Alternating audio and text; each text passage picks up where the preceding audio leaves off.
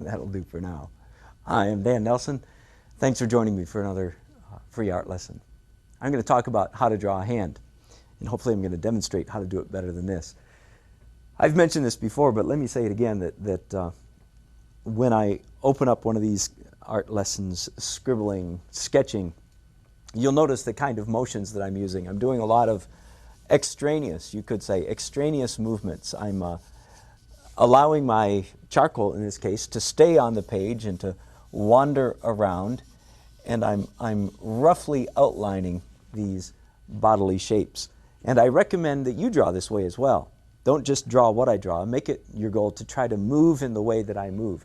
Very fluid, very expressive, quick moving, and so on. But let me back up now and talk about the anatomy of the hand, how to draw a hand. This is probably one of the areas next to the face that people complain about the most. They say, well, man, I just can't draw hands. How do you draw hands? Well, practice, practice, practice is the real answer that you don't want to hear, but that's the real answer. Let me give you a few tips. First of all, the reason a hand is so hard to draw is because it is so malleable. There's virtually no part of the hand is rigid. Every part of it can move. Even the palm can curl up a little bit and can flatten out. And it's hard because you don't know what kind of hand, what shape, what position to draw the hand in. So let me give you a few basic principles. The number one principle would be this. You need to be able to visualize the hand as a three-dimensional object.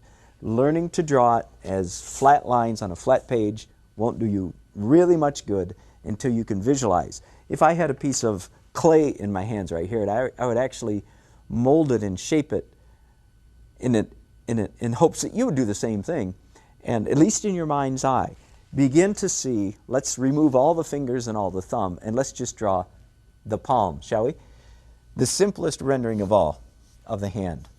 Senza palm, that is, without senza fingers, phalanges, would be something like this. This is either a left hand from the front or a right hand from the back. Let's make it a right hand from the back. This is a shape that defies description. It's five-sided, 1, 2, 3, 4, 5, but it's not 5 equal, so we couldn't call it a pentagram. It's way far. It's sort of close to a square, but the top part is curved, and this part has two sides, and this is slightly curved, and that's the only one that's straight. So it's not very close to a square, is it? This, I'm afraid, is just simply a shape you're going to have to learn if you want to understand how a hand looks front and back, just for starters. And then, of course, we can add fingers to this. It is the fingers, the one side of the index finger starts here, and the far side of the pinky starts here. And the good news is that the fingers meet in between each finger. The lines come together. So we simply have to find out where we're going to put, these cuts into our finger mass. Does that make sense? Into our finger unit. We have to divide it up. Okay, couple things. One is, you all know that the pinky is the smallest, the skinniest, and typically the index finger is the fattest. So they go from fat to skinny. And if I do it right, which I did not, I'll come out just right. So I have to go back and kind of do it again. Okay, so let me see. And of course, as you can see here, I'm just doing the base of the fingers. I'm not even trying to do the whole finger at this point. And then the thumb comes out at an angle, kind of like this. Now if this is, I just switched it to a left hand, we have a crease there, and the muscle of the thumb generally goes there. By the way, do you know how your hand is made? Wiggle your three fingers. 3 fingers on your hand. Tell me now, where are the muscles that are wiggling that finger, that are wiggling those 3 fingers? Can you tell me where that muscle is? 3 muscles? That's right. Way down here. Put your hand here and go like this. Do you feel that? Okay, now wiggle your pinky. Go like this and wiggle your pinky. Tell me, where is the muscle that wiggles your pinky? It's not there, right? It's right here. Isn't that weird? So you got a pinky muscle right up here, and you got the other 3 finger muscles down here, and your thumb. Where's your thumb? Right here. So thumb and pinky, the outside of your hand, the muscles are up here, which gives us that fleshy palm, that thick part here, thick part here. But your three fingers in between are operated by cables that run from your fingers down to this part of your arm. Is that crazy? Wow. Works great. I don't know who invented it, but they were pretty smart. Here's a very important principle. As I said, the hand is so complex. One of the simplest things you can do, one of the most important things you can do to help yourself render a hand realistically is forget the fingers. Forget the thumb and the fingers. Not so sure about the thumb, but definitely forget the fingers. And in the initial stages, treat them all as a unit. Don't try to draw finger, finger, finger, finger. Okay? Save that for later. When you're drawing a hand, begin by drawing the whole hand and the fingers as a single piece. Now, in this case, I'm drawing the thumb. This is a right hand kind of going like this. Are you with me?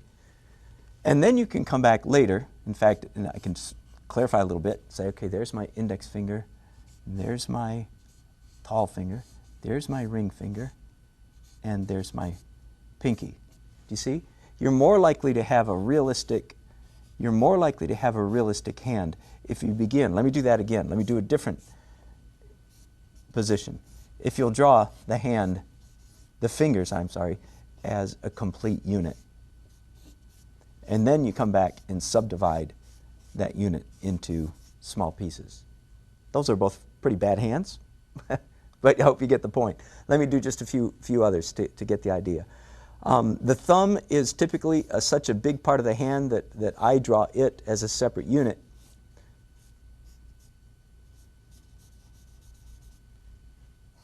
But all of this down here can be seen as the finger unit. Draw the fingers as a complete unit and then come back in, as I did here, and subdivide them. Let me do what would be another position. A fist is a good challenge. Draw the whole fist, all the fingers as a unit first, and then come back and subdivide the finger unit into 4 separate pieces. Does that make sense? You're more likely to come up with a believable hand if you do it that way than if you try to draw it finger by finger by finger by finger. Well, I think I'm going to let it go at that. Look at one of the fun things about drawing your hand is you can look at your left hand if you're right-handed and copy it, or vice versa if you're left-handed. And you almost always have a model right there at your disposal. So draw your hand, draw your hand. Have fun. Thanks for joining me. Bye-bye.